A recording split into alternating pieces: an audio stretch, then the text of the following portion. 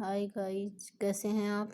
आपके अपने चैनल विराट तेतरवाल में स्वागत है। कुछ टेक्निकल इश्यूज की वजह से मैंने इस चैनल का नाम जो है वो चेंज कर दिया है, तो आप डाइवर्ट ना हो। ये वही चैनल है जो स्टडी ऑफ साइंस था, उसी का नाम मैंने विराट तेतरवाल रखा है, क्योंकि स्टडी ऑफ साइंस नाम से कोई और चैनल चला रहा था, जिसकी वजह से मेरा चैनल होम स्क्रीन पे नहीं आ पा रहा था, इसलिए मैंने उसका नाम चेंज कर दिया। आज मैं आपको रेस्पिरेटरी सिस्टम के बारे में बताऊंगी। रेस्पिरेटरी सिस्टम यानी कि श्वसन तंत्र। हमारी बॉडी में जो हम सांस लेते हैं, बाहर निकालते हैं, इसके अंदर कौन से ऑर्गन भाग लेते हैं, क्या फंक्शन करते हैं, कैसे ये प्रोसेस होती है, वो रेस्पिरेटरी सिस्टम के अंदर आती है। सबसे पहले हम बात करते हैं कि रेस्पिरेशन कहते किसे हैं। O2 को अंदर लेना, CO2 को बाहर छोड़ना, तथा इसके अंदर हमें एनर्जी मिलती है, क्योंकि जो फूड्स हैं, फूड मटेरियल है, उनका ब्रेक डाउन होता है, वो पार्टिकल्स में टूटते हैं, उनसे हमें एटीपी के रूप में ऊर्जा मिलती है। उस प्रक्रिया को रेस्पिरेशन करते हैं। रेस्पिरेशन जो वो कैटाबॉलिक प्रोसेस है, क्योंकि इसके अंदर जो लार्ज पार्टिकल्स होते हैं, जैसे कि हम फूड इनटेक कर रहे हैं, उसके अंदर ग्लूकोज होता है, प्रोटीन, विटामिन सब कुछ होता है, उनको ये ब्रेक डाउन करता है और हमें एनर्जी प्रोड्यूस करा देता है।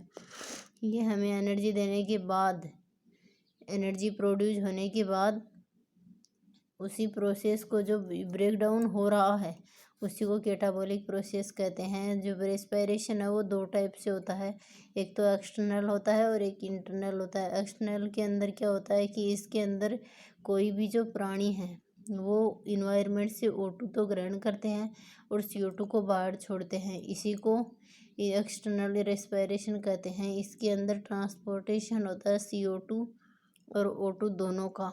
ट्रांसपोर्टेशन का मतलब है विनिमय, यानी कि CO2 और O2 का विनिमय होना एक्सटर्नल रेस्पिरेशन के अंदर आता है। उसके बाद हम बात करें कि इंटरनल या सेलुलर रेस्पिरेशन। इसके अंदर क्या होता है कि जो O2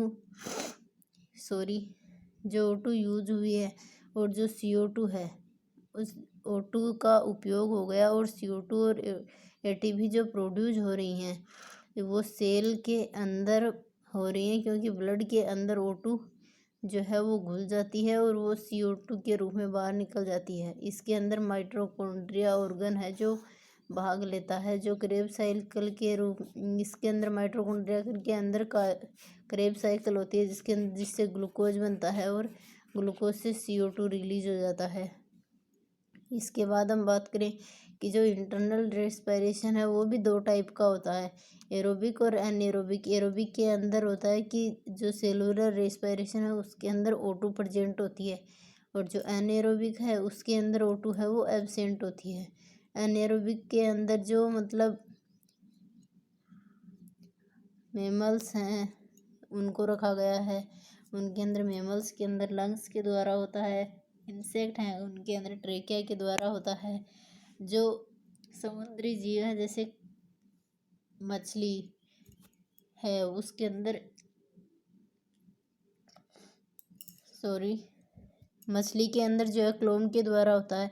जो फ्रॉग है अगर वो अडल्ट स्टेज में है तो उसके अंदर स्किन के द्वारा होगा, और अगर वो टेडपोल यानी कि लार्वल स्टेज के अंदर है तो उसके अंदर गिल्स के द्वारा रेस्पिरेशन होता है। इसके बाद हम बात करते हैं कि ब्रीथिंग यानी कि श्वसन, ये भी दो प्रकार से होता है, एक्सपायरेशन और इंस्पायरेशन।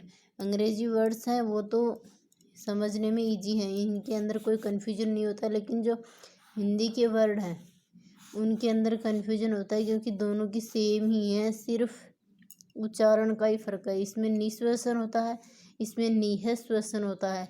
इसलिए पूछा जाए ना कि निःश्वसन में मतलब जो गैसेज हैं उनका क्या परसेंटेज होता है, यही पूछते हैं एग्जाम्स में कि जो निःश्वसन होता है उसके अंदर जो है वो CO2 कितने % होती है, और निःश्वसन के अंदर तो सेम ही है, जो इन्वायरमेंट के अंदर प्रेजेंट है, इसके अंदर कोई चेंजमेंट नहीं होता है।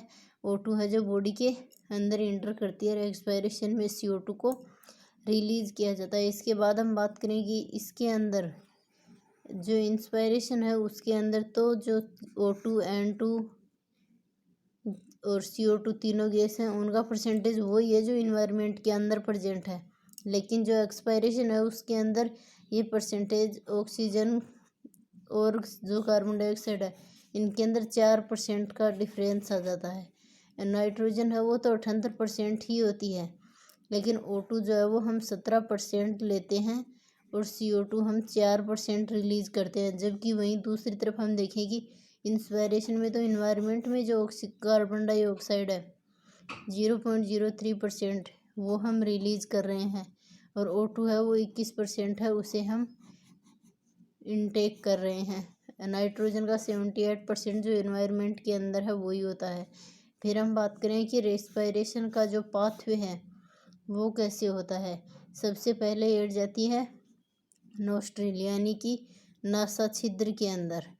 जो एयर है इन्वायरमेंट के अंदर वो हम नासा छिद्र के द्वारा ग्रहण करते हैं। उसके बाद ये नेजल पासेस यानी कि जो नासा कपाट हैं उनके अंदर जाती है। फिर वहाँ से वो फेरिंग्स में जाती है, फेरिंग्स से लेरिंग्स में, उसके बाद ट्रेकिया में जाती है जहाँ से वो ब्रोंकाई के अंदर एंटर करती है। फिर ब्रोंकाई से ब्रोंकाइलिस में, फिर एल्वियोलाई में, फिर ब्लड के अंदर चली जाती है और ब्लड से पूरी बॉडी के अंदर होकर जो हमारी बॉडी की सेल्स हैं वहाँ से ये जो सेल ऑर्गन है माइटोकॉन्ड्रिया उसमें एंटर करती है और यहाँ पर जो O2 है ब्लड में O2 मिल जाती है और यहाँ से ATP और CO2 का निर्माण होता है जो हमारी बॉडी को ATP ऊर्जा के रूप में प्राप्त हो जाता है और CO2 रिलीज कर दिया जाता है।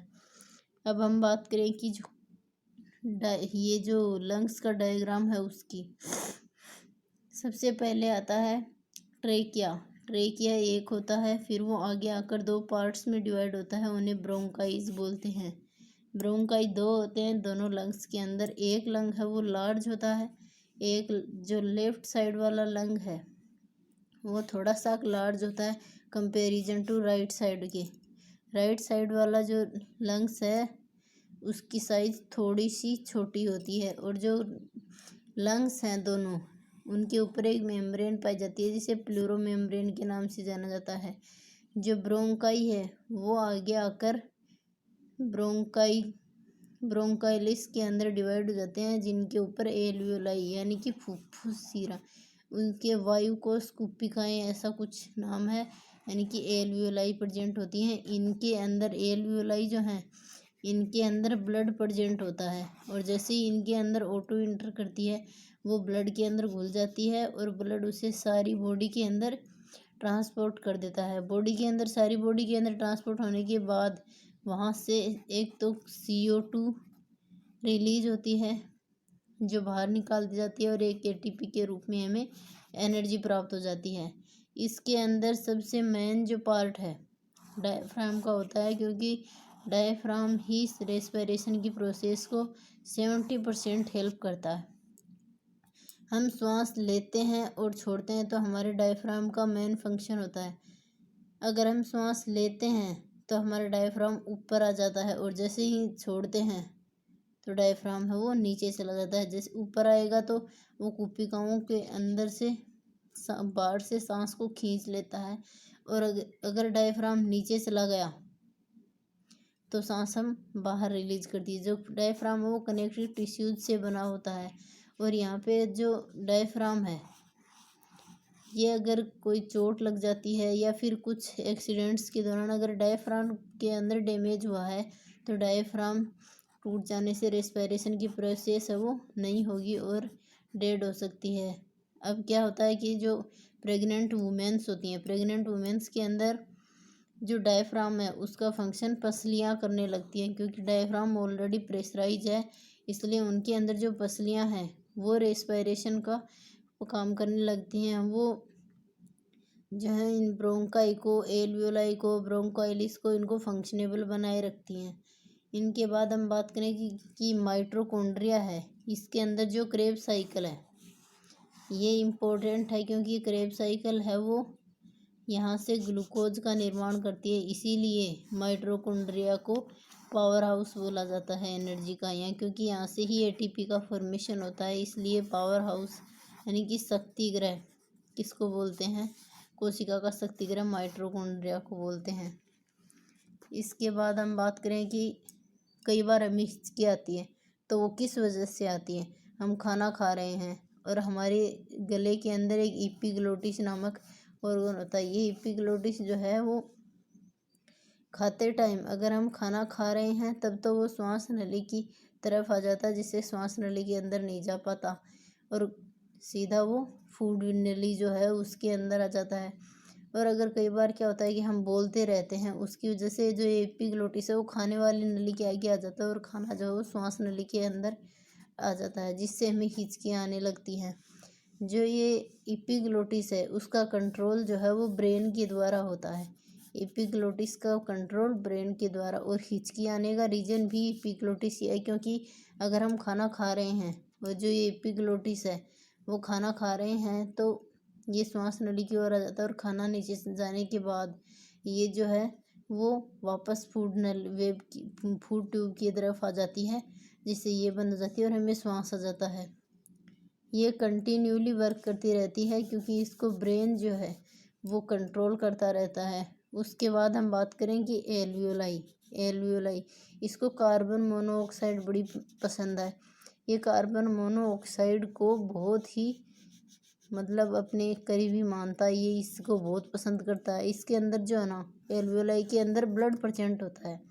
जैसे ही ऑक्सीजन हमारी बॉडी के अंदर इंटर कर रही है तो वो ब्लड के अंदर मिल जाएगी और ब्लड के अंदर घुलने के बाद ब्लड उस O2 को पूरी बॉडी के अंदर डिस्ट्रीब्यूट कर देता है, जिससे O2 है वो पूरी बॉडी के अंदर फैल जाती है। और फिर ये जो एल्वियोलाई है ये कार्बन मोनोऑक्साइड का फॉर्मेशन करता है। इसको कार्बन मोनोऑक्साइड बहुत पसंद है, इसीलिए ये कार्बन मोनोऑक्साइड के साथ अटैच रहता है और यहाँ से CO2 को रिलीज कर दिया जाता है। O2 और CO2 के जो परिवहन का कार्य है, यानी कि transport of O2 and CO2 is alveoli completed. Alveoli जो है यानी कि इनको शायद वायुकोश बोलते हैं हिंदी में, या फिर वायु कुप्पिकाएँ। ये एल्वियोलाई हैं O2 और CO2 का ट्रांसपोर्टेशन करती हैं। टाइडल वॉल्यूम, एग्जाम में यही पूछा जाता है कि टाइडल वॉल्यूम क्या होती है, कि एक बार में हम सांस लेते हैं तो कितना सांस अंदर ले सकते हैं। 500 ml सांस हम नॉर्मली लेते हैं और जो टोटल लंग कैपेसिटी है वो 600 ml इनटेक कर सकती है, यानी कि हम 600 ml ऑक्सीजन जो है वो एक साथ ले सकते हैं। सोते टाइम तो हम 12 बार ब्रीथिंग करते हैं, जबकि हम जगे हुए होते हैं तो 16 बार करते हैं। यानी कि अगर एक्यूरेटली तो पूछा जाए कि एग्जाम्स में ये पूछते हैं कि एक समय में आदमी एक बार में कितनी बार ब्रीथिंग हो जाती है, यानी कि 16 से 17 बार करता है एक समय में, यानी कि एक बार में 16 से 17 बार हो जाती है। टोटल लंग कैपेसिटी वो 600 ml होती है। टाइडल वॉल्यूम है वो 500 ml होती है। ऑक्सीजन सिलेंडर का प्रयोग किया जाता है जहाँ पर मानो कि ऊंचाई वाले स्थान होते हैं या फिर एकदम गहराई वाले स्थान होते हैं, यानी कि या तो हम कहीं पर्वत पर जा रहे हैं, वहाँ का जो ऑक्सीजन लेवल है जैसे जैसे ऊंचाई पर जाते हैं वहाँ पर ऑक्सीजन लेवल कम होने लगता है, और जैसे जैसे गहराई में जाएंगे वहाँ पर भी ऑक्सीजन लेवल कम होने लगता है। इसलिए पर्वतों पर जाते हैं तो वहाँ पर ऑक्सीजन के साथ नाइट्रोजन मिलाई जाती है और उस सिलेंडर के अंदर ऑक्सीजन और नाइट्रोजन दोनों भर के उनकी पीठ पर बांधते हैं और मुंह पर एक मास्क सा लगा दिया जाता है, जिससे उनको श्वसन के अंदर कोई तकलीफ नहीं होती। अगर हम समुद्र में जा रहे हैं, ज़्यादा गहरा नहीं हो, तो वहाँ पर भी O2N2 ही होती है। लेकिन अगर हम 300 फीट गहराई में जा रहे हैं तो वहाँ पर हीलियम गैस मिला दी जाती है, क्योंकि हीलियम वो सबसे हल्की होती है, इसलिए डूबने से बचाती है। ICU और वेंटिलेटर का क्या यूज होता है? क्या होता है कि कई बार हमारे शरीर में ऑक्सीजन का लेवल है वो काफ़ी कम हो जाता है, इसलिए अगर सीरियस कंडीशन है तो हमें वेंटिलेटर पे रखा जाता है, क्योंकि इसके अंदर एक नली के द्वारा शरीर के अंदर ऑक्सीजन को पंप कराया जाता है। जबकि जो नॉर्मल कंडीशन होती है उसके अंदर मुंह पे एक ऑक्सीजन मास्क लगा देते हैं, जिससे रेस्पिरेशन की प्रोसेस होने लगती है और ऑक्सीजन बॉडी के अंदर चली जाती है। लेकिन अगर सीरियस कंडीशन है तो बॉडी के अंदर ऑक्सीजन को पंप कराया जाता है। एक नली लगाते हैं जिससे वो बॉडी के अंदर पंप होती है। फिर आता है आर्टिफिशियल रेस्पिरेशन। इसके अंदर क्या होता है कि कोई आदमी डूब जाता है या फिर अचानक उसकी ब्रीथिंग रुक जाती है, तो क्या करते हैं कि उसे सीधा लेटाकर उससे मुंह से डायरेक्ट सांस दिया जाता है। एक आदमी अगर किसी को सांस नहीं आ रहा है तो दूसरा उसे सीधे पेट के बल लेटाता है। पहले तो उसके अगर पानी में डूबा है तो उसके पेट को दबाकर पानी बाहर निकालता है, और अगर सांस नहीं आया है तो उसके मुंह लगाकर उसकी नाक को बंद करके उसे श्वसन देता है। इसी को आर्टिफिशियल रेस्पिरेशन बोलते हैं। फिर हम बात करें कि डिजीज रेस्पिरेशन से कि रेस्पिरेटरी अगर लंग्स डैमेज हो जाते हैं तो कौन कौन सी बीमारियां हो सकती हैं। अस्थमा सबसे पहले आता है। अस्थमा के अंदर क्या होता है कि यानी कि दम्मा उठना। इसका रीज़न कमज़ोरी भी हो सकता है, क्योंकि अगर हमें हमारे बॉडी के अंदर कमज़ोरी है तो हमें ज़्यादा दूर चल नहीं पाते हैं। हमारी जो सांस है वो फूलने लगती है, या फिर धुएं से यानी कि डस्ट से, जिनको डस्ट वगैरह ये अगर हमारे लंग्स में चले जाते हैं तो हमारा सांस फूलने लगता है और हमें इसी को अस्थमा डिजीज़ बोला जाता है। इसका ट्रीटमेंट है वो ब्रोंकोडिलेटर यानी कि ब्रोंकोडियोलेटर है, और एक एंटीबायोटिक टेबलेट्स दी जाती हैं। ब्रोंकाइटिस यानी कि श्वसनी सोथ रोग। ब्रोंकाइटिस तो याद रह जाता है, लेकिन श्वसनी सोथ का नाम जो है वो कन्फ्यूज करता है कि होता किससे है। ये स्मोकिंग से होता है। जो लोग यानी कि धूम्रपान करते हैं, सिगरेट पीते हैं, उनके लंग्स जो हैं वो डैमेज होने लगते हैं और उन्हें ब्रोंकाइटिस डिजीज हो जाती है। इम्फीसेमा यानी कि वात स्फीति ये भी स्मोकिंग के कारण ही होती है। इसे जो धुआं होता है स्मोकिंग सिगरेट का, इनका वो धुआं हमारी बॉडी के अंदर जाता है, जिससे हमारे लंग्स जो हैं वो डैमेज होने लगते हैं और धीरे धीरे वर्क करना बंद कर देते हैं। उसके बाद आता है निमोनिया। ये स्ट्रेप्टोकोकस निमोनिया बैक्टीरिया की वजह से होता है। ये भी एक्चुअली एक बैक्टीरियल डिजीज है।